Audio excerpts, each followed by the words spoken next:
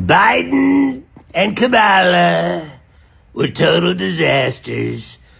Look what they did to our beautiful country. But I'm gonna fix it like no one's fixed it before. I just signed an executive order to make groceries free, totally free. Frankly, nobody's been able to do it, and I did it quickly. Just go to your market and tell them Trump said everything is free and coming soon. More executive orders to make gas and rent free. So Trump supporters are slowly realizing that they voted for the wrong guy. Their choices are starting to bite them, and they're not happy about it. I regret my vote. I never thought I'd say that, but I regret my vote. I voted for Trump. And now, in the first few weeks of his presidency, thousands of people are losing their jobs. I lost my job. I was the director of operations of bear studies. For the last 4 years, we've been studying whether or not bears in fact shit in the woods. And now it's gone. It's all gone. What am I supposed to tell my family? What am I supposed to tell them? If you voted for Trump, I don't even know what to say except fuck you. All the money being taken, and all the jobs being lost. I don't know what to do. I'm going to be very clear and concise in what I say next because I need you all to understand the gravity of what just happened. The GOP cut funding to child cancer research, to a child cancer research fund, because Elon Musk asked them to. I am being completely serious. They cut $200 million in children's cancer research because Elon Musk told them to. So let's put that in even clearer terms. A man worth $2 billion asked the GOP to take money away from kids with cancer. He could fund that entire cancer research with like 0.076% of his wealth. He could fund the entire research project and not even blink an eye, not even notice the money missing. And yet he told them to cut funding. I hope you're all as angry as I am right now. So I'm a low-income girly. I've been on food stamps on and off for the better part of like 6 years. I moved out of my parents' house when I was 20, so I'm 26 now, so I've been on food stamps for about that long. Tell me why. I just got this letter in the mail, and I haven't been on food stamps for about 6 months because I got a new job like 5-6 months ago and I knew I wasn't going to qualify. Tell me why I got this letter saying that I owe food stamps $2,095. What the f? They also don't give any options for like payment plans on here, or they didn't tell me why. They were just like, oh, just pay this balance or it's going to get taken out of your next year's tax return. The f? And the letter came from the collection agency, the government collection agency of food stamps. Like, they have their own collection agency. Also, how evil do you have to be to work that job? Like, I just want to know. Like, most people who have food stamps are not like well off enough to even be paying $2,000. Like, most of them don't have $2,000 in their bank account. I know I sure as hell don't. Like, since when did food stamps become a loaning service? Since when do I have to pay this shit back? Like, I'm thinking about it and I'm like, there's no way. There's no way that I've gotten that much in food stamps. They're making me pay back like the whole thing with almost no explanation. And like, they were supposed to apparently send me a letter because I looked this up on Reddit to see if it had happened to anyone else. They were supposed to send me a letter about a hearing and all this stuff where I could appeal this. I didn't get any of that shit. I didn't get any of that in the mail. So I don't know what the fuck is going on. And before anyone wants to say shit, no, I did not falsify anything on my food stamps applications. I gave all my information to them. Obviously, I didn't, once I was done with my food stamps and couldn't qualify for them anymore, obviously I wasn't telling them about like the jobs I was working then, but because I was done with the program. But like, while I was on food stamps, I reported all my income. I did everything right. So yeah, I'm livid right now, obviously. Have you guys seen Adin Ross and what's happening with him right now? Yeah, this is a chef's kiss of a fuck around and find out. This guy is a streamer, and he met up with Donald Trump, gave him his platform, interviewed him, exposed all these young men and all his followers and all his fans to Donald Trump and pumped him up. He's real big into the markets, real big into crypto, things like that. He even went on with Donald Trump, did the whole little double dick hand dance with him, dancing and all that shit. And now he's on the internet whining and complaining, going, what the fuck is going on, man? He lost $10 million because of Donald Trump and his tariff policies. This dumbass thought that Donald Trump was going to be a good idea for the economy. So he pumped him up. He gave him all this time, all this platform, all this reach. This is what so many of these people did. They're like, well, I didn't vote for him or whatever. It's like, you gave him time and space to push his narrative. You gave him an audience that you had cultivated and ripened. And basically by letting him on your show, you said, this is who we're going with, guys. And that's why Donald Trump won the election. Because dumbasses like you gave him a platform. And now you're on the internet crying because you lost $10 million? Go join Dave Portnoy, who lost $20 million. And you guys can wipe each other's tears. Like, we don't give a shit. We're happy this happens to people like you. This is fuck around and find out. This is instant karma. This is fantastic. I'm losing money. We're all losing money. But it makes me feel a little better to watch somebody like you who pumped up Donald Trump, gave him everything he needed, a huge platform and base, and then are being crippled because of it. You deserve to lose $10 million, and you're probably going to lose more, and you deserve to lose more. So Adin Ross fucked around, and now you found out. So I am a DACA recipient here in Texas, and yesterday was horrible. The state of Texas is suing, saying that DACA is illegal and that we cause financial hardships to the state of Texas. And I don't understand how. Like, I pay every 2 years, I pay $500, $600 in fees to renew my DACA and my work permit. Now, if you use a lawyer, you are also paying for lawyer fees. Not only that, we also have to renew our driver's license every 2 years. So I am also paying to renew my driver's license. I'm paying my taxes. I'm working. I am a nurse, for crying out loud. Like, a pediatric nurse working in a nonprofit hospital. Like, I don't understand what else they want from me. Like, I have no criminal record. I have never, ever been to jail. Like, don't have any crimes on my record. I do everything I'm supposed to do. I follow the law. I follow the rules. I do everything that they ask of me. But Texas says that people like me are causing financial hardship to Texas. And it's just so disappointing because it sounds like what the end solution is going to be, that our work permits are just going to be not valid in Texas.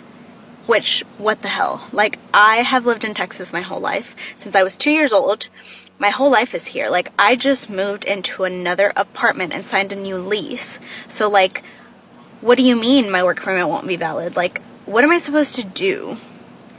I'm not asking for handouts. I don't need the government to give me anything for free because they already don't. I didn't even get student loans for college, so I paid my way through nursing school. All I'm asking for is for my work permit to still be valid so that I can work to pay my own bills, because as many other first-generation DACA recipients, we have no one else to fall back on. Like, my family does not come from wealth. Everything I have and everything I've built has been because of me and for me. So if I can't work, what am I supposed to do? Like, I can't just drop my life and move to another state like it's nothing. I need to be able to provide for myself. And this is a mess and so unfair.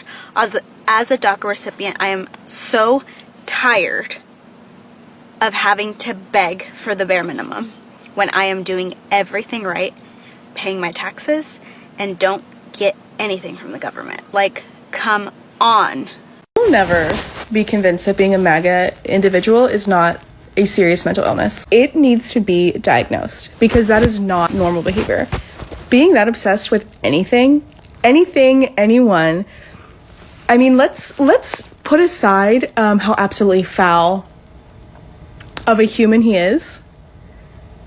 But to be that obsessed with anything is not normal, sane, stable person behavior. Trump wants to dismantle the education department and give it back to the states. Well, guess what state I live in? I live in Mississippi. Holistically, the citizens of Mississippi ain't really known for a deep commitment to academia and the pursuit of knowledge. I ain't saying good people, good schools, and good teachers don't exist in this state. I'm just saying we rank in the top 5 of least educated states in the country, coming in 49th to be exact. Mississippi's also not known for being the most ethical state either. Studies have ranked Mississippi as the 2nd most corrupt state in our country, just right behind Louisiana. Now, corruption statistics can be notoriously misleading because state governments are mainly responsible for passing anti-corruption laws. So let's just look back at the TANF scandal. You know, the one where about $70 million plus of federal funds for the state that are supposed to go to support the poorest and most needy people in the state were stolen? Mississippi state officials used politically connected nonprofit shady illegal loopholes to funnel welfare money to build volleyball stadiums, fund pharmaceutical startup companies. Oh, and not even to mention the $1.3 million federal welfare dollars that went to a boot camp fitness instructor is oddly connected with several state officials. Yeah, that's the state we want in charge of our educational system, right? Department of Education, what? Let's just put the future and education of our children in the hands of the least educated and one of the most corrupt states in the country. What could go wrong? There are tens of thousands of college-age Republicans and podcast bros that pretty much only voted for Trump because they thought it would be funny and they didn't think it would affect them too much because they're like upper middle class. And they missed that period in like 2014 where they could get away with saying slurs openly and disguise it as dark humor. That last part is really what they mean when they're complaining about wokeness and cancel culture is, you know, they got yelled at by like a liberal in college one time after saying the F slur to their friend in public. And that's like unironically how we got here, is a bunch of immature little boys who aren't necessarily full-blown MAGA, but, you know, they just don't like being told what to do or what to say or to be a decent person, I guess. And they think that Trump is sort of entertaining. So they don't know anything about politics. They didn't do any research about his policy decisions. And they don't really have well thought out opinions themselves, which is why they're so quiet right now. And that's also why when a guy says they're not into politics, that's a massive red flag, because they're just kind of shielding the fact that they are a Trump supporter. If Donald Trump's tariffs were supposed to be this big negotiation tactic, after he put a pause on it for 90 days, can you tell me what we gained? Oh, jack fucking shit. Yeah, that's what it looks like. We didn't gain anything. Even though the stock market is now bouncing back and he took off the tariffs for 90 days from everybody but China, we haven't gained anything. What did we get out of that? What did we get? The White House is going to tell you, and Caroline Leavitt's going to come on there and say, all the world leaders reached out to him and were like, hey, what can we do? They didn't do shit. They didn't do shit. And you know what? We didn't gain anything, but we still lost something. Even if the stock market goes right back to where it was and everybody's 401k fills up, we have now pissed everybody off. We have shown we are untrustworthy. We are not reliable. We are somebody who's going to stab you in the back. He is so wishy-washy. This is like the 3rd or 4th time he has said they're going to be tariffs and then takes them back immediately. What is this gaining other than just pissing everybody else off in the world and even the people in your own country? I can't imagine even the most hardcore of MAGA people like this yo-yo up and down horse shit. Like, what are we gaining? We have not gotten one positive thing out of these tariff threats. Not one thing. And now China's going to be 125%. They're the only one on the list right now. That's probably going to roll back as well. But if it doesn't, whatever. Who knows? Maybe tomorrow, maybe in the next hour, maybe by the time you see this video, the China tariffs will be gone. But for right now, there's a pause of 90 days on everybody else. And I want to know, what did we gain? What was the huge negotiation angle? What was the tactic for? What were we aiming for? What did Donald Trump hope to accomplish by doing this? Because all we really did is look stupid by taxing penguins, and we just made everybody mad. So please tell me in the comments, what was gained? I just wanted to say that I'm so sorry. How many people are getting attacked? The children. don't understand. I'm so sorry. I wish I could do something, but I can't. I don't know what to do. I'll try everything, I promise. America's the best country in the world. That American exceptionalism shit was drilled into my head for my entire life. I was raised by Republican parents. Fox News played in my house every single day. Then I went to college, university, and found out real quick that that was a lie. So let me ask you this, Americans. I live in New Zealand. I've been living here for the last 11 years, and I am a dual citizen now. How is it that America is the greatest country in the world when you have no maternity leave, no paid parental leave? You have no guaranteed vacation. We have 4 weeks of vacation here. You have no guaranteed sick days. We have 10 sick days per year per worker. How is it that you're the best country in the world when you can't guarantee healthcare to your citizens? In New Zealand, we have guaranteed healthcare for everyone. You can choose to have private insurance, but you don't need it. I landed in the hospital with a miscarriage that nearly killed me. I didn't walk away with a bill. I had an emergency C-section to have my son, again, on the universal single-payer system here. I didn't get a bill for that hospital stay for 5 days plus the C-section. How is it that America is the greatest country in the world when your number one cause of for kids is pew-pew violence? In New Zealand, we haven't had a pew-pew shooting in a school since 1923. That's 101 years ago. So tell me again, America, how are you the best country in the world? Let me tell you, it's about to get a lot worse after January. If you want out, check out my bio for a link on an ebook I wrote. Because there is another way to live. To all the evangelical Christians out there, I'm talking to you. This choice that you've just made, like every choice, this choice has consequences. And I'm not sure you've fully thought through what those consequences are going to be. You can't claim to have values. You can't claim to have moral superiority. You can't really claim to have any affiliation with God when you make the choice that you just made. I've heard a lot of people in the church say things like, well, I'm not choosing him, I'm choosing what he's going to do. Here's the thing. You don't get to separate the two. And this isn't the first time you've made this choice. The first time, you could write it off. You could say, it was a mistake. This time, you know full well what you're doing. You've chosen money over morality. You've chosen to profit over people. So now, we all see what you love. We all see who you love. And one thing is very clear. It's not God. So when your pious foothold on faith is eroded and people start to leave and they see you for what you are, I just want you to know this is the choice that made that happen. You dumb motherfuckers. And yes, I mean you dumb motherfuckers, because statistically speaking, people with more left-swinging political views have higher intelligence than those with right-swinging political views. So you dumb motherfuckers, we just swore a felon into office because y'all can't critically think and make inferences on your own. Do you know how many steps backwards we just took? We just put a felon, which in case you don't know what that means, it means someone who has committed a serious crime. We just put a felon into the highest seat of power. We just told everyone in the country, hey, the law doesn't really matter. If you break the law and you do terrible things and you're a terrible person, don't worry, because you can still be the president of the United States and sit in the highest seat of power. Who are we going to put in there next up?